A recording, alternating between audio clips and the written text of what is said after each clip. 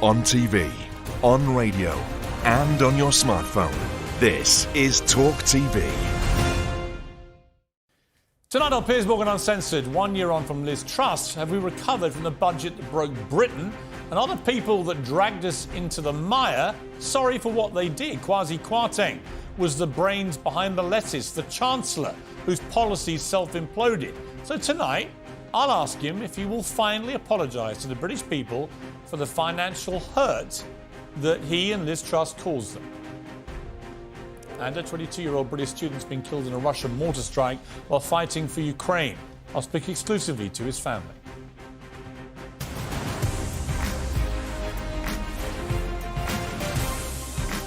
Live from the News Building in London, this is Piers Morgan Uncensored.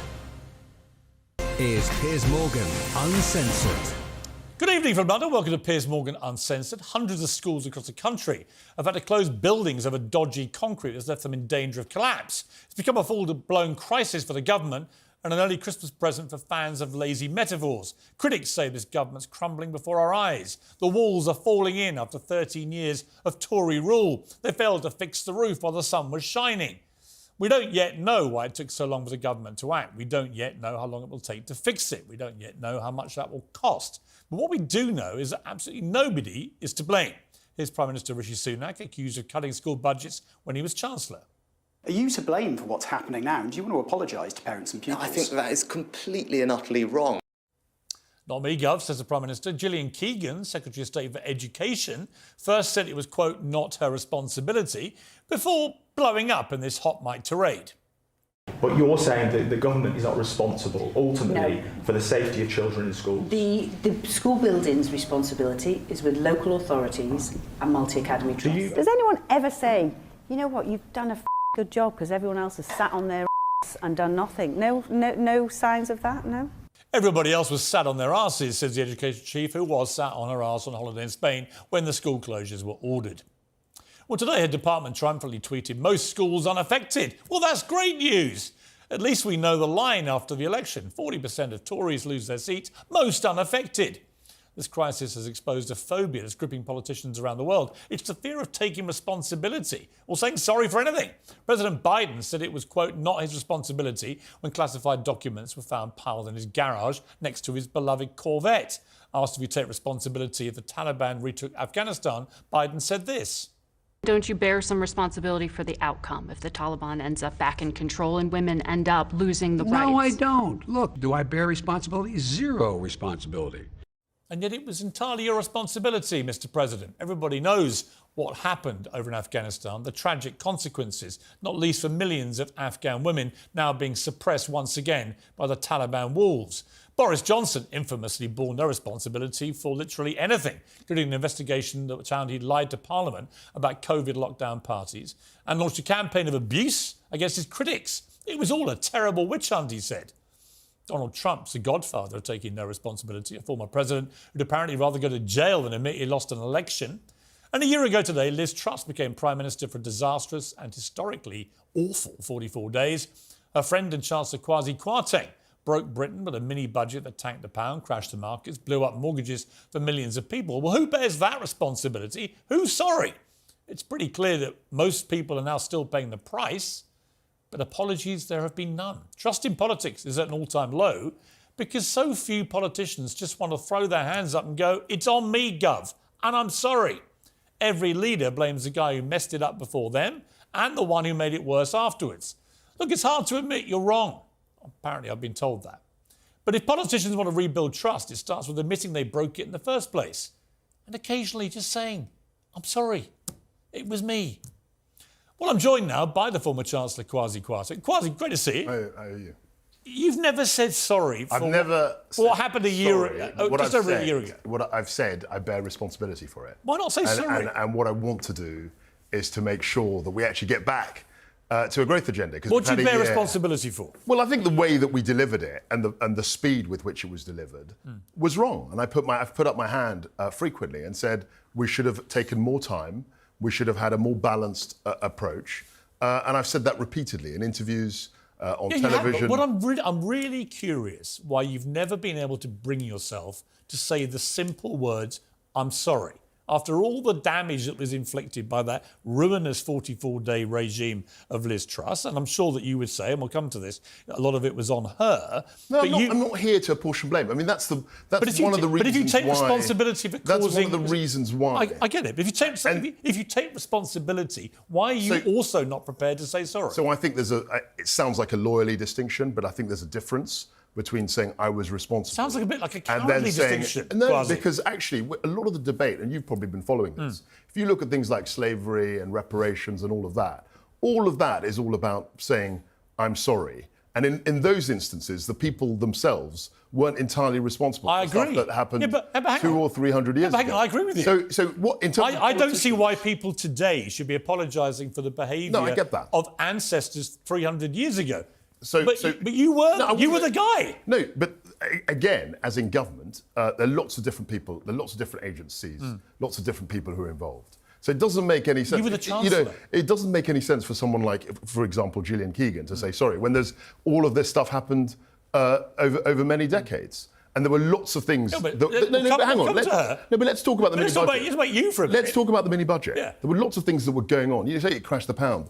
The Federal Reserve had put up interest rates, and the Japanese yen and the euro were at 50-year lows. The main reason the pound, as you know, the main reason the pound tanked as rapidly as it did for a week, But the main reason the markets freaked because you had these billions and billions of unfunded tax cuts. And where the straw that broke the camel's back was actually the gilts. It wasn't the currency market. It was actually the what we call the LDI's long-term gilt market, where interest rates went up. And there was a run on that, and the bank intervened. My own view, I mean, I didn't sack myself. I wanted to stick it out and see it through. The Prime Minister took a different route. But you accept that what you did was a massive mistake? So I think that the delivery of it was a mistake, left a lot to be desired. Having 45 billion of tax cuts that haven't been funded, even to a sort of non-academic financial brain like mine, looked like lunacy. No, but it was a straw that broke the camel's back. So she campaigned very clearly not to increase corporation tax during the leadership and to reverse the NI increase. And that was 35 billion. And where we went too far was probably in trying to get rid of the 45p rate. So the point about the reason I think principally it went wrong was that there was just too much in it. But there was immediate harm to millions of people in the country. It was a very turbulent. Yeah, your turbulence. Time. Yeah, definitely. Yeah, your turbulence was another person's mortgage hell. And I've also openly said that I was exposed, ironically enough, to that as well. I mean, lots of people. So here's my question for you again. I'm not going to come here and say wear a hair shirt and apologise and why not and say sorry. Why not? Because I want to look forward and I want to. Well, I'm sure you do, but I want to look back. We're a year on. But I don't think that's. But the reason I want to look back is Rishi Sunak was in competition with Liz Truss to be the Prime Minister at the time, and he warned when she was talking about all these tax cuts she was going to do. He warned this. So I don't think the responsible thing to do right now is launch into some unfunded spree of borrowing and more debt. That will just make inflation worse. It will make the problem longer. Let's be clear. We have inflation because of our monetary policy, that we haven't been tough enough on the monetary supply. That's the way I would address that issue. Okay. But it is wrong. Interest rates up, mortgages nightmare. It is. Liz, we have to be honest. We have to be honest. But borrowing your way out of inflation isn't a plan. It's a fairy tale. Well, he was right. I think he was right to an extent. He was right completely. No, because I think where she was right, where we were right, was identifying growth. And that will be an issue that you will have endless conversations with politicians in the next few years, because it's very unclear if you have a very high tax system, which we're currently in, how you get growth. I think where we went wrong, and I'm very happy to confess this, is there was just too much too quickly. I think if she'd done the measures she campaigned on, I think we'd have been okay. And of course, you've got to remember that this was on top of the energy intervention, which was cost billions. No, listen, there were lots of other things going on. So, I'm not disputing that. I find it interesting that politicians today find it increasingly difficult to just say sorry. So when the consequences of their decisions and actions, you were Chancellor, she was the Prime Minister, when the direct consequences were felt immediately by millions of people in this country. So I think, as I said, I think there's a... But why are you so implacably opposed to wearing in your clip, wearing the hair shirt? Because then you sorry. just apologise for everything. I mean, No, you literally don't. would apologise No, you for everything. don't. And people there are many things I don't think people should apologise no, but for. they're always... I mean, you are a moderate, reasonable person, but politicians were always being... No one's called me that in years. You got to apologise for this. You got to apologise for that. Yeah, but were you the shortest living Chancellor in history? Well, actually, Ian McLeod was, but that's a different... All right, so you're the second shortest living Chancellor. Hang on. Okay. Shortest living Chancellor in history. She was one of the shortest Prime Minister. 44 days of mayhem, right? She couldn't even outlast a lettuce. So on every metric of political life, putting aside everything else, the pair of you will go down in history, whether you like it or not, as disasters in that period, right? And I simply ask, given the magnitude... So I'm not coming here to formally apologise. Why not? Sorry. What I am saying is that I was responsible. All right. And there were as you said... I know you don't want it. I'm just curious. As you've said... Kwasi, I'm curious. Why not? And as you've said... Why not? There were lots and lots of other factors. I know, but and Kwasi... I actually happen to believe that what we were trying to do from a strategic point of view, trying to lower taxes and trying to make the country more productive and wealth-creating was a good thing. I know what you both believed, but it turned out you were both wrong. No. Catastrophically wrong. The implementation was wrong. I accept that. It was a disaster. But I think the strategy was the right thing. But again, I understand you don't want to apologise. My question is why? Because I don't think that the strategy was the wrong strategy. I don't apologise for the strategy. I just think the implementation and the way in which it was delivered could have been improved massively. I've freely accepted that. You said it was a big mistake. No, I said so there are two things. There's a strategic goal. I want to have a lower tax Britain. And there's a way you get there. Now, the way that the implementation we used, I think left a lot to be desired. I think it was the wrong thing at the wrong time. We went too far. Yes. However, the strategy where we wanted to get to was absolutely the right thing. But and that's an important thing. That's an important distinction. It's fine, but the reality of your actions is that millions of people in this country suffered immediate financial harm. And to those, I don't want an apology from you, to me, but there are people watching this. Hang on, there are people watching this who went through genuine financial harm as a consequence of your actions. So don't apologise to me, but for them, I'm very curious why you would be prepared to look down the barrel of the camera on a show like this and not just say, I'm sorry for what happened. What I would do is just say, we could have done things better. But I'm not going to apologise for the actual strategy. Apologising. You're sounding I'm not apologising for the strategy. I think it was the right strategy, but the implementation was wrong. Well, Uncensored next, I'm going to keep trying and see if I can finally get an apology from Kwasi Kwarteng.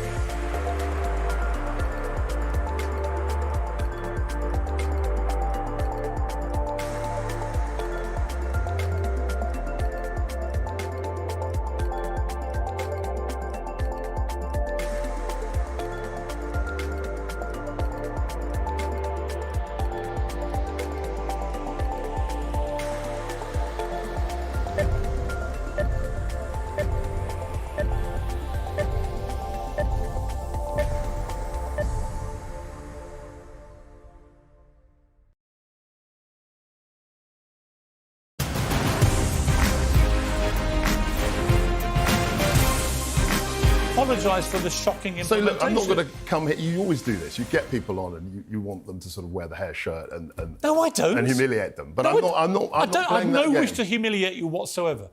I honestly don't.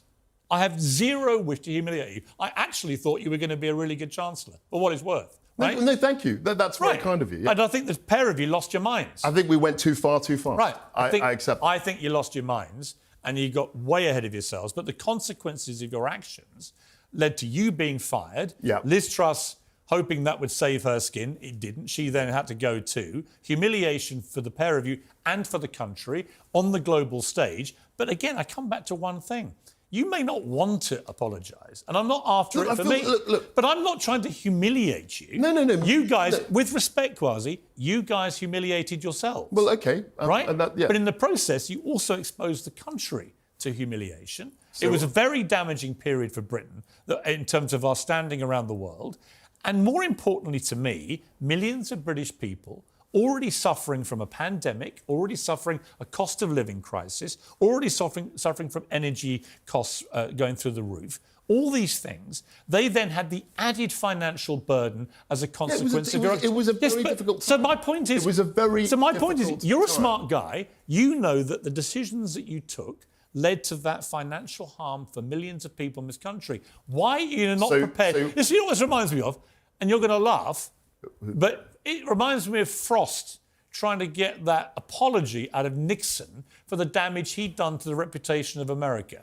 Why don't you just take a leaf out of Nixon's book? He didn't want to apologise either. He resisted for years, and then eventually he sat back and you can see his brain whirring, thinking, actually, you know what? Yes, I'm sorry. Why is it so hard? It's not hard. All I'm saying is impossible. You're literally finding it impossible. No, but look, there were lots of other people involved in this. Okay, You were the Chancellor. I'm not going to take sole responsibility when there were lots and You're lots not of taking other any people. responsibility. No, I do. I have taken responsibility. I'm not going to take sole responsibility. You don't think what happened raises the bar to the level of wanting to apologise? All I've said is that I took responsibility. And we should have done things in a more measured and a deliberate way. That would have been. Have you heard the Elton John song "Sorry Seems to Be the Yeah, Hardest Word"? It's a. You like that song? It's a very good song. Do you play it a lot? I'm not a big fan of Elton John, but I like that song. But you know that song? Yeah, I do know that song. Do those words resonate? No, look, I'm not coming here to relitigate what happened last year. You spent 10 minutes not wanting to apologise. You spent the year not wanting to apologise. No, I've said millions of times that you won't I bear apologise. responsibility, that we did things in the wrong way. But in terms of the strategy, I still believe in the strategy. So I don't see why I should apologise for the strategy. Because the implementation was a total disaster. The implementation was So when you wrong implement something as a Chancellor of this country that causes huge financial harm immediately to millions of British people, the traditional thing is to say, you know what, I'm sorry for the damage I did. And if you look at where we are now, obviously, interest rates have more than doubled since. I'm only talking about the consequences of your actions. Since I was there, I think a lot of the. I'm talking about by your own admission. I think thanks to Kwasi, I'm talking about by your own admission the consequences of your actions as Chancellor and the immediate impact they had. It was a difficult time. On millions of people. I'm not going to come on your show. You were the one that caused it. No. I wasn't the sole. We've gone through this a million times. You were the Chancellor. I was not the sole agent of what happened. What I was can't get not my the head sole agent. Why are you so desperate? And what I'm trying to say. Why are you so desperate not to apologise? Because what will happen is if I say, I'm sorry. Well, then Gillian's got to say, everyone's got to apologise for everything. Never mind anybody else. No, that's important. And I just think that it's very easy to get politicians who are ultimately responsible for things to try and say, OK, I'm sorry. When politicians screw up badly and it impacts on millions of people's lives, I think it is incumbent on them not only to take responsibility, but to apologise. So I've taken responsibility. I accept that the implementation... But you're not sorry? I still think the strategy was the right thing. You're not sorry for the implementation? And I think we'll come... But you're not sorry for the implementation? And I think we'll come round to... Do you not find it a bit ridiculous? No, I don't, because look, we're playing a game here. We're not playing a game. It's not a game to the millions of people. It's not a game to the people whose lives were affected. I was saying that I was completely responsible. Not completely responsible, but I was involved in those decisions. Some of those decisions we should have... But there are people watching this now. Honestly, I promise you, I've interviewed many people over the years, thousands. There will be people watching this now going, why doesn't he just say sorry? What's the matter with him? Yeah, I can understand that, but all I want to say is that I don't apologise for the strategy. I think it's the right thing. I think we've got to have a lower perfectly tax. entitled. I think we've got to have a lower tax, more productive, yes, but you can't wealth-creating. But you can't have lower taxation without funding it properly. Yeah, I agree with that, and that was why you didn't fund it. If we'd actually talked through, if we'd had time, that was why in the autumn statement I said, look, I'm going to have a statement where we're going to show spending restraint, which will fund the tax cuts. Unfortunately, and it wasn't a choice of mine, I was obviously sacked because of the turbulence, because of the market reaction. I was sacked before I was able to do that. And when Jeremy Hunt Did Liz Truss say sorry to you? No, she hasn't apologised to me. She's never apologised to you? No, so she screwed you, basically stuck a political knife in your back? Well, I was sacked, and I think the idea was that she would... She never apologised? No, she hasn't done that, and I haven't insisted upon it. Do you still talk to her? Yeah, I mean, I've spoken to her. When was the last time? Well, a few months ago. So you don't really talk to her? No, you don't, do you? No, a few months ago. I see her in the House of Commons. She stabbed you in the back and wrecked your political career, right? And so once I was sacked, then she took responsibility. We got a new Chancellor in who's still there, and a lot of the stuff. Let me ask you, do you ever apologise for anything? Yeah, I mean, I apologise in my private life the whole time. When was the last time you apologised for something? I think I picked up my daughter from nursery too late, and I apologised then a couple of weeks. So just to be clear, hang on. Just to be clear, you're happy to apologise to people at a nursery school for being a few minutes late to pick up your daughter, but you're not prepared to apologise to millions of people for screwing their personal finances. That's you see, that's where I look at it. I know where you're coming from. And you think I'm trying to humiliate you. I'm not. No, I'm just thinking from in terms of public affairs and public life, I think politicians make decisions. And they on the basis of evidence, on the basis of their own philosophy, if you like. And I've never been one for saying, if as a politician, you're personally damaging people. There's policy, there's debate. But you did personally damage them. Well, no, because there were lots of other things. I did not personally damage those people. You've admitted the implementation of your strategy and there was a lot of context. Was so bad it damaged people. There was a lot of context as well. You said, well, forget about the context. Well, no, the context is important. I know the context. I saw the reaction to your policy. And I think that, and there were lots of things going on. There was also the time where I came back from Washington and was sacked, and I haven't asked for an apology for that. That's the way public affairs these days is conducted, and people have sincere beliefs and they want to do the best for their country. Final question, and they shouldn't apologise for that. Well, actually, I think you and I have a different view, maybe, but I think you'll find my view is the common view. Okay. I honestly do. And honestly, I did not get you here. I actually thought, over time, after a year, you go, actually, yes, I'm sorry. It's literally as simple as that. Okay. And then you put up with one day's headlines of Kwasi Kwarteng, I'm sorry that we got it wrong and I damaged people's lives. So I think Instead, what you've got is a 15-minute attempt by me in your eyes, wrestle some kind of fake apology out of you. In my eyes, get an apology for the people whose lives you affected. Is that I think the strategy, and I think in the long term, we have to have a lower tax. But that's different. And I don't think it is different. That is different. That's I'm not going to apologise for what the goal was. Yes. That's what I believe. You're perfectly entitled. Honestly, I mean this. You're entitled to believe that your philosophy and your strategy would have worked over time. But I'm also entitled to go back at you and say the implementation was reckless, it was wrong, it tanked the markets, it spooked everybody in the world of economics, and the consequence of that was you got fired very quickly, and the Prime Minister lasted 44 days, and the whole thing brought shame on this country. But more importantly, millions of people in this country suffered personal financial loss as a consequence of what you guys did. And I just find it baffling, honestly, and I'm not trying to humiliate you. No, I get that. Because I've always liked you as a politician, and I did think you were going to be a good Chancellor, and I'm sorry it didn't work out for you. But I'm actually sorrier for the people who lost money, and I think they'll be watching this going, why doesn't he just say sorry? I understand where you're coming from. But last chance.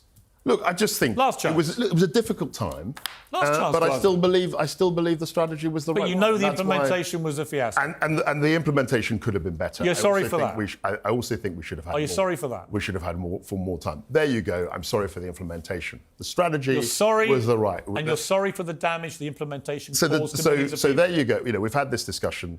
I think you're right to say, on consideration, I think you're right to say people should put their hand up, and also having put their hand up, they should be able to show some contrition. And I'm happy. You are sorry. I'm happy to show that. What I'm not happy to say, and what I stick to, is the fact that as far as this country is concerned and its wealth and its prospects, we cannot tax ourselves to prosperity. But that's a different argument, and you're perfectly No, but I made that argument for the last 15 But am I right in thinking you now, minutes. for the damage that the implementation caused to millions of people, you're sorry? I show abject contrition. I'm very... Are you sorry? Look, whatever formula of words. I'm just asking, are you sorry? I'm sorry... You're sorry. The turbulence that was caused. You're sorry for the damage it caused to British people? If that's what you want me to say. No, it's what I want you to say. What I want to say is that I think the strategy was right. I'm sorry for the implementation. Are you sorry for the damage caused to the British people? I'm sorry for the implementation, and it was too far. And for the damage caused to the British people? I don't know why you... Look, there were lots Because they suffered financial loss. Lots of people were. But you were the Chancellor. OK. I was the Chancellor of the Exchequer. Are you sorry for the financial damage it caused to the British people? I'm sorry for the damage and the loss, and it was a scary time, and I'm sorry for that. Kwasi, we got there. OK. And I've not tried to drag that out of you. No, look, I've not tried to humiliate We've you. had a good conversation. Yes, and I think you've come to it. I've thought about what you were saying. Yes. And I thought, actually, we've got to pick your hand up. I've accepted responsibility a long time ago, and you've said, well, why don't you do the step forward? Take a step further and apologise. And I've said, that's fair enough. And now you have? Yeah. Do you feel better now? Not particularly. I don't feel better or worse. I feel... I'm glad you have. Well, I'm glad that you're happy, but I'm not happy. I'm just glad that you have not only recognised accountability... So I've totally recognised... ...and responsibility, but you've also apologised now to the people who suffered. I've totally recognised I think that is the right... And a year on, we've had an interesting debate, and I'm looking at splitting hairs between responsibility and apologies and all the rest of it. And I think broadly, people were adversely affected. It is a scary time, particularly with mortgages, which are still going up in many instances. And I think on your principle, I think politicians should put their hands up and say they're sorry. Thank you, Kwasi Kwarteng. Good to see you. Uncensored next. In an exclusive interview, I'll be joined by the family of a 22-year-old British student who last week was killed in a Russian mortar strike while fighting for Ukraine.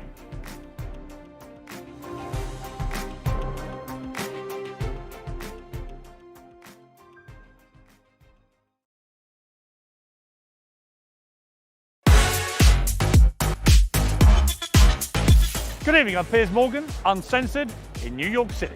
Yeah. King Piers and King Q. I think it's only room for one king, man. You know what I'm saying? He's mocked your weight, Trump. Yeah, look at him. Fail. Stop working. Just because they're skin folk don't mean they're kin folk. Do you believe you can win this war? He's making me cry again. They're trying to force you out. Yes, I feel betrayed. Keep it award-winning. Mwah. Lucy Letby will die behind bars. And a senior doctor who first raised concerns about Letby wants NHS managers to be regulated. We needed answers a lot sooner. This is, 7 years down the line? I mean, it's completely ludicrous. We need accountability, we need performance in all walks of life. If this nurse had misgendered somebody on a ward, she'd have been out the door. When they first got together, there were press stories, weighty Katie. That would make her a better Princess of Wales. Ghislaine Maxwell agreed to be interviewed for the very first time. I honestly wish I'd never met him. Donald Trump has just said he expects to be arrested at 7:30 p.m. The Conservative Party can certainly win the next election. Can we? Yes, Labour absolutely. 29 points ahead in the polls. Can we? Did he say, yes, I have taken drugs and they bent the rules, or lied on the visa application form and therefore got it? There needs to be an intervention around abortion laws. Parliament is sovereign. Parliament can determine these things. The rest of the world has watched on in sort of mounting horror as this story has unravelled. For you, it was incredibly personal. The death toll from the Titanic tragedy has risen to 1,522, and may God rest their souls.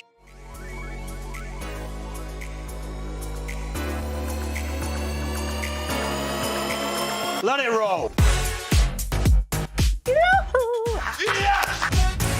If we stop producing oil, the knock-on effect is far larger than just CO2. I nearly have empathy when I'm speaking to them. I know now you're probably going to boot me off the short saying this now. Meghan Markle. Some of them, they're easily led. You can kiss my American ass. Thank you very much. Very nice of you. Twitter, you sons of... Can you please reinstate my account? Yeah. Thank you. There's a threat that you'd be worried about. So are you saying that you're being overwhelmed, that you're inundated? We are really working hard for you, and we're just asking patients to be patient with us. We're now in Barbie world. You weren't asked to give evidence to the grand jury. I'm the only one that has been telling the truth. You don't drink, never taken drugs. You're stinking rich. Should we be concerned by this?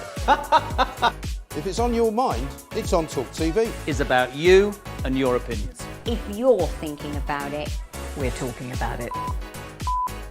It's all about me. That was a joke.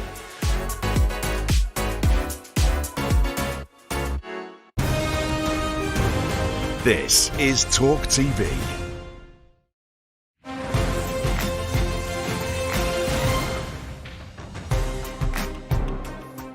Welcome back to Piers Morgan Uncensored. A British soldier who volunteered to fight for Ukraine was killed in battle last week, becoming the 10th Brit to die fighting in the war against Russia. Friends and family of Samuel Newey have said he had a kind and giving heart and always wanted to help people. Samuel was just 22 and was studying psychology at university. His mother said he didn't even think twice when making the decision to fly to the war-torn country to support the Ukrainian forces. And I'm joined now by Samuel's mother, Vicky Downs, and his brother, Daniel Newey, who's also been fighting with the Ukrainian forces. Thank you both for coming all the way in today. You're welcome. My deepest condolences to you as his mum, to you as his brother. Thank you. My brother was a serving officer in various wars. We know as a family, we know what you've been through to a degree, but we never had to go through what you both go through now. Let me first of all ask you, how are you doing? how would any mother do? I am broken, but immensely, immensely proud of the man he grew into, the sacrifice that he made. As a mum, would I change it? Absolutely, in a heartbeat. Right. How do you feel about it? You've been out in Ukraine fighting as well. You were actually his commander for a few months with the Ukrainian forces. How are you feeling right now? From a human perspective, obviously it's not a good thing to lose your brother, so that's something that's going to be with me for the rest of my life. But on the other hand, the progress that he made during his time in Ukraine, it was absolutely crazy to see him change from a boy into a man. So from like a soldier perspective, I'm so proud of him. What compelled you both to want to be there? I think it's more of a question of morality. So the way that we were always brought up is if you see something wrong, speak out against it, act out against it.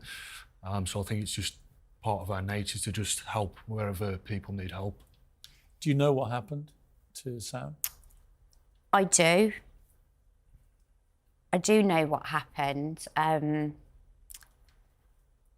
Would it be all right not to go into details, but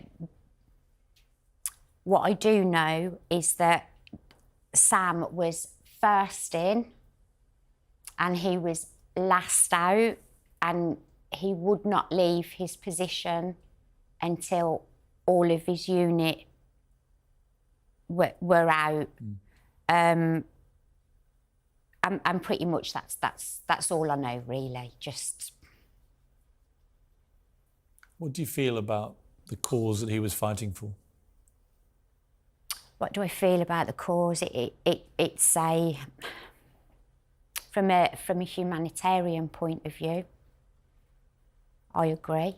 I agree with the cause. I think that it is important as human beings to challenge wrongdoing where we can. You know, we're lucky in this country that we have a voice. We are allowed to speak out. We are not oppressed to a certain degree. We have to stick up. We have to fight for the rights of other people when we see that, you know, they're not being given the same rights and democracy that we have. What are your feelings about Vladimir Putin? I feel really sorry for Putin.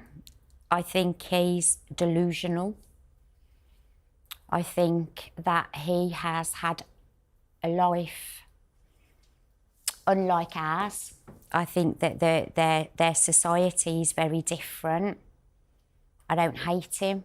I just feel sorry for him. It takes a lot to not hate someone who's been responsible for your boy's death. It does take a lot, but the whole reason both my sons do what they do are for good reasons, and if I hated, where would that hate stop? Where would it end? How do you feel about Putin and what the Russians are doing? The same. Obviously, I don't agree with the invasion of Ukraine. It's an illegal invasion, and it could be argued that it is actively a genocide. I've got no animosity towards Russians. During my time in Ukraine, when we take prisoners, a lot of these people are just young kids that have been forced into a situation, so they haven't really got the choice, if that makes sense. So I hold no hatred towards Russians or to Russia as a country. But yeah, obviously the situation just is what it is. I don't know, I mean, it could be argued that this is an overspill of the proxy conflict in Syria. I mean, if we look at sort of the Russian and American proxy war that happened there, this is a direct overspill. So what we've seen is obviously Assad's been sort of propped up by the Russian regime. And then we see, obviously, Russia trying to drive a wedge in NATO as well. So if we look at Erdogan's relationship with Putin, it's very obvious, and it should be obvious to everybody, that these countries like Russia, Turkey, they are the enemy of all like democracy-loving countries and people. So again, I mean, we shouldn't look at these as isolated incidents. They're all completely interconnected. So I think that's what people should take on board. Will you go back to Ukraine? I don't want to say this in front of my mum, but 1,000,000% I'm going to go back. How do you feel about that?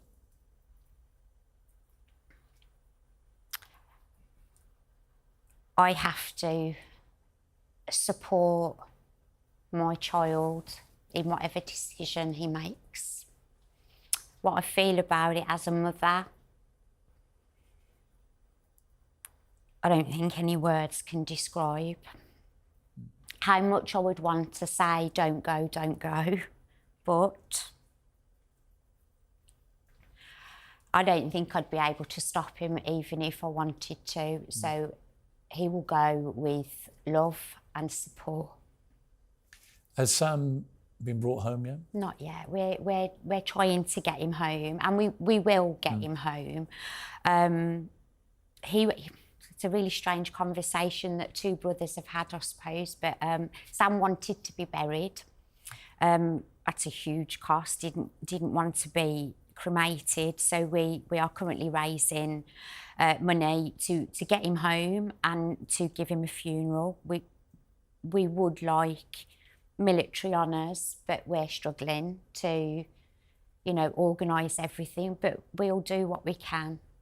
Whatever's left, we intend, there are 9 other families in this country who are going through what we're going through. But there are also families from other conflicts whose children have volunteered to go out there and fight. We need to support. What is the legality of what you guys have been doing?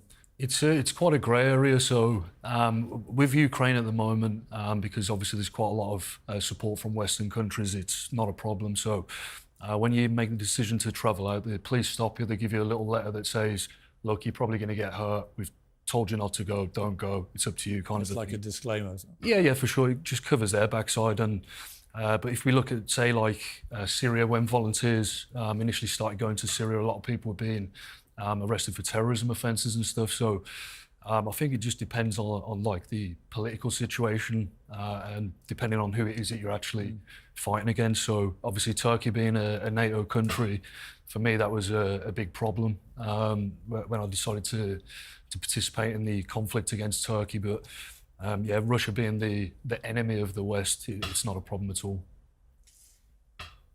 This issue of when your brother comes back, getting military honours, recognition for his extraordinary courage that he's shown. He's not a regular member of the armed forces. Presumably there'll be a process, I guess, which says, well, it doesn't count. But Obviously, it should count. Is that how you feel? Yeah, definitely. At the end of the day, my brother's put his life on the line and travelled to another country to help people that need him.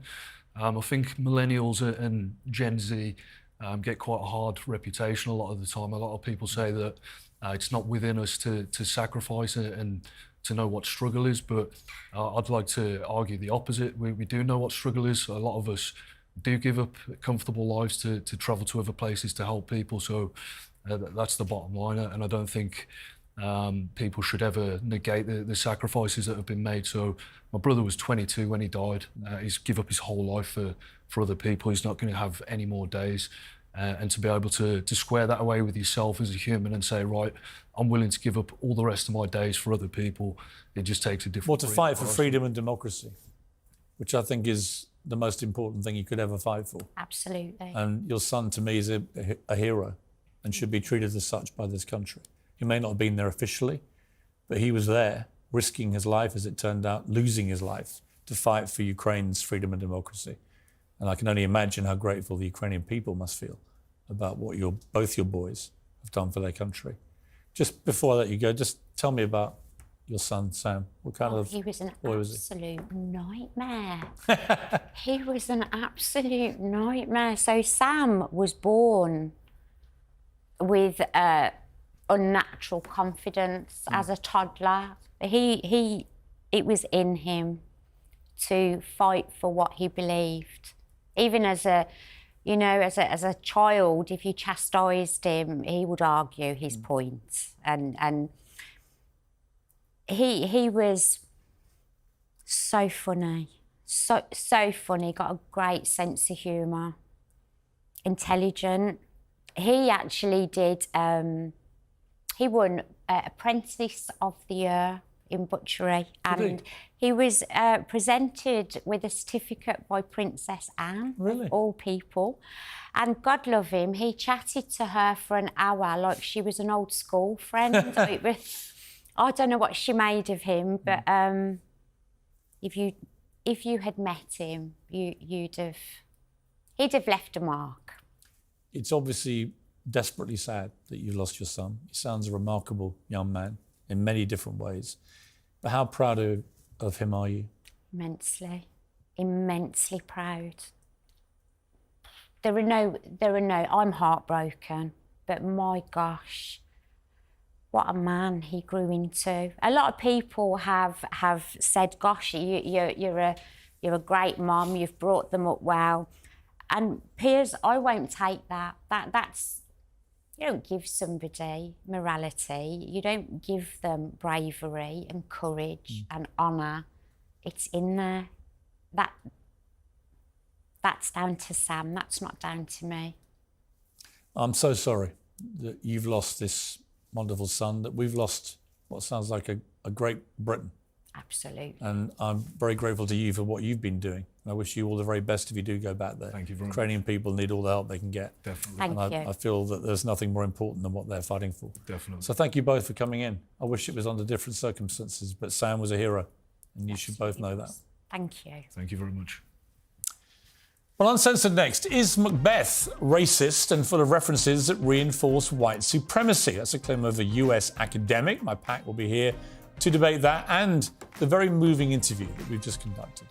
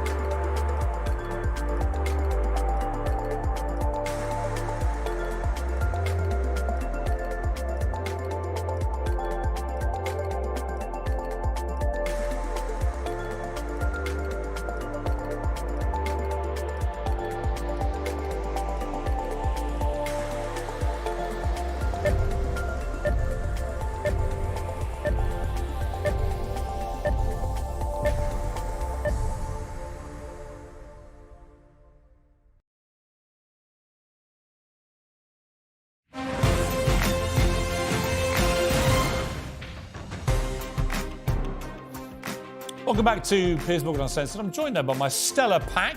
TalkTV contributor Paula Rowan-Adrian, the political sketch writer for the Daily Mail again, Quentin Letts, and political journalist Eva Santino. Welcome to all of you. Have you missed me? Stella! Pint of Stella. I know you haven't missed me, but have you two missed me? Of course, dreadfully. Look at the terrible, You look very disingenuous expressions. I'm temporarily healthy. It won't last long. Just want to talk to you straight away just about that interview I just conducted with that poor woman whose son, 22 years old, gone to fight for the Ukrainian forces, as she put it, for freedom and democracy, with her other son, who's also done that, sitting there saying he's going to probably go back. Yeah. And yet there's no formal way of bringing her son home. There's no help from the government, the Foreign Office. They are struggling to find money for the burial. This doesn't seem right to me. It isn't right. And I have to be careful because obviously I'm a barrister and I expect everyone to abide by the rules and laws that our state sets us. And technically, of course, we know that he shouldn't have been there. But what does surprise me is that our Foreign Office doesn't have just an ounce of sensitivity to offer support to the family, because it is the family, it is the loved ones who are struggling and have to deal with not only the loss, but of dealing with all the bureaucracy and rigmarole that goes with bringing a lost member back to his country. Quentin, it just doesn't... It's a personal very terrible personal misfortune and a tragedy, and one feels sympathy. But it's not yet a national war that we're in. And therefore, people who go out there and fight, Europeans who aren't part of the Ukrainian nation, then they're doing it at their own personal risk. They are, and I don't think they were contesting that part of it. Well, therefore, if you start then bringing them back and giving them military honours, that first of all politicises it in a very dangerous way. But it also, I think, dilutes the gravity of a nation declaring war. I mean, it's complicated, this. I felt incredibly sorry for them. I come from a family full of military people who served in war, and thank God we never had the call that she had to take that her boy had died. He wasn't there officially in the British Armed Forces, because we're not there officially for that. But he did serve incredibly bravely for the Ukrainian forces that we are supporting with other military means in terms of equipment. But defensive, right? So if you start honouring British fighters who've gone on over there to contribute, then you've de facto got boots on the ground, haven't you? You've sort of put the British Army in there. Or is there a distinction to be made that it wasn't official? We can still recognise that somebody has lost their life fighting for freedom and democracy. I think this is really tricky because I don't want to sound like the evil witch in the corner, but I mean, you shouldn't have been there, and you've been told not to go there. It's extremely valiant he did, and I really feel for his mother. I can't imagine what she's going through. Yeah, she was a very impressive lady. If you start lady. dishing out honours to people who've, travelled over to Ukraine, I mean, that just sounds like quite dangerous, actually. It's complicated. It'd be interesting to see what help we can get them. Let's turn to the other big interview that we did with Kwasi Kwarteng. So quite extraordinary. I do a whole monologue about the inability of public figures to say sorry when they genuinely get things horribly wrong that have consequences for a lot of people. Kwasi Kwarteng spectacularly got things wrong as Chancellor, which directly impacted on the finances of millions of British people and still continues to. And yet, Quentin, for 20 minutes, having listened to the monologue, he still refused to say sorry. He wouldn't say the words.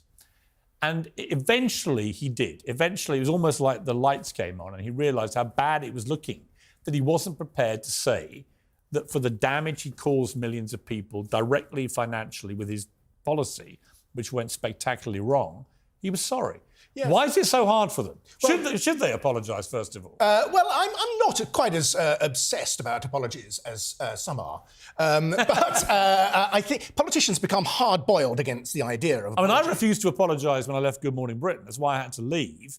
But that wasn't because I directly impacted millions of people's lives. Well, that's because you felt that there was a principle there. Yeah, but he accepted that whilst he still believed in the general strategy, the implementation had been terrible, right? So he accepted that. I see what you're saying. But the politicians become hard-boiled against somehow ceding ground to apologies because politics is about the battle of ideas and they want to defend those ideas. But when something goes very badly wrong in a big way, then obviously it's a good idea to say, we got that one wrong. Yeah, Eva, you could argue this is one of the most catastrophic performances by any Chancellor in British history, right? I mean, he lasted just days as Chancellor. The Prime Minister who helped him enact this lasted 44 days, the worst Prime Minister ever in terms of tenure. So why not just throw your hands up and actually just throw yourself at the mercy of the British people, who are very forgiving, actually, in my experience. And just say, we made a big mistake and we're sorry. Well, he can't be that sorry because he still took the £16,000 severance that's offered to cabinet ministers when they depart, right? So if he really was sorry, maybe he'd give that money over. It's probably about the amount that a lot of mortgage owners have lost off their mortgages and had wiped off because of him. I have to say, it took you 20 minutes to get that apology out of him. I'm not sure whether the people who are struggling to feed their children will accept that apology or think that that apology came from somewhere that was real and deep down. It's a fair point, given how long it took him. Macbeth, Quentin.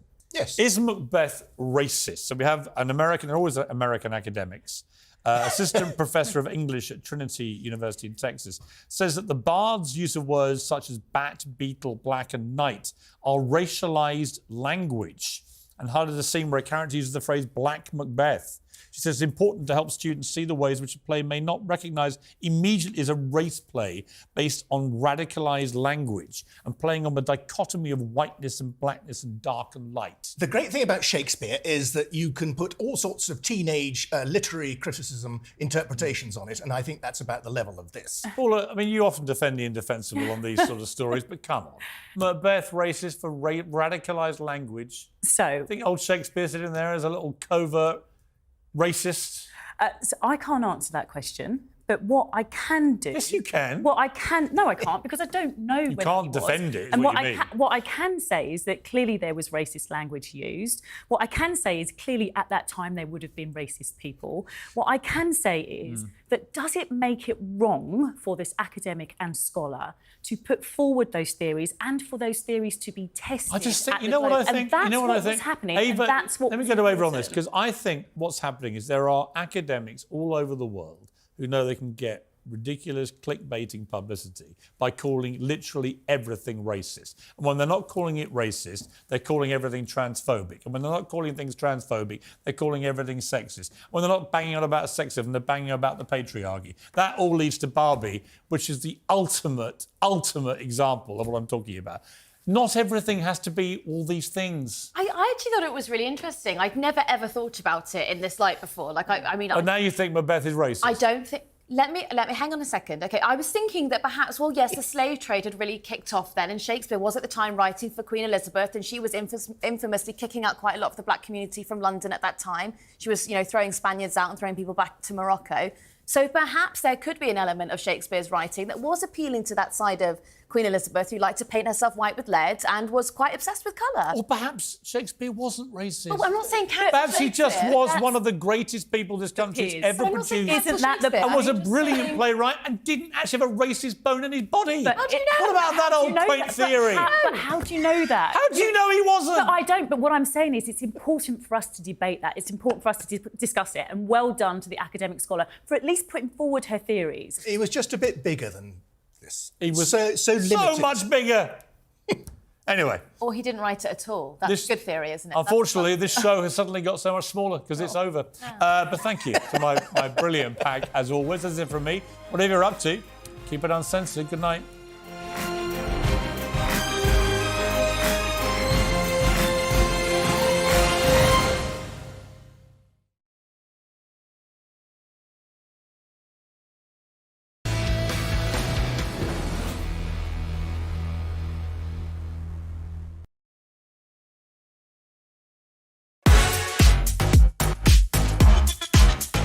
Good evening, I'm Piers Morgan, Uncensored in New York City. Yeah. King Piers and King Q. I think it's only room for one king, man. You know what I'm saying? He's mocked your weight, Trump. Yeah, look at him. Fail. Stop working. Just because they're skin folk don't mean they're kin folk. Do you believe you can win this war? He's making me cry again. They're trying to force you out. Yes, I feel betrayed. Keep it award-winning. Mwah. Lucy Letby will die behind bars. And a senior doctor who first raised concerns about Letby wants NHS managers to be regulated. We needed answers a lot sooner. This is, what, 7 years down the line? I mean, it's completely ludicrous. We need accountability, we need performance in all walks of life. If this nurse had misgendered somebody on a ward, she'd have been out the door. When they first got together, there were press stories. Weighty Katie. That would make her a better Princess of Wales. Ghislaine Maxwell agreed to be interviewed for the very first time. I honestly wish I'd never met him. Donald Trump has just said he expects to be arrested at 7:30 p.m. The Conservative Party can certainly win the next election. Can we? Yes. Labour are absolutely. 29 points ahead in the polls. Can we? Did he say, yes, I have taken drugs and they bent the rules, or lied on the visa application form and therefore got it? There needs to be an intervention around abortion laws. Parliament is sovereign. Parliament can determine these things. The rest of the world has watched on in sort of mounting horror as this story has unravelled. For you, it was incredibly personal. The death toll from the Titanic tragedy has risen to 1,522, and may God rest their souls.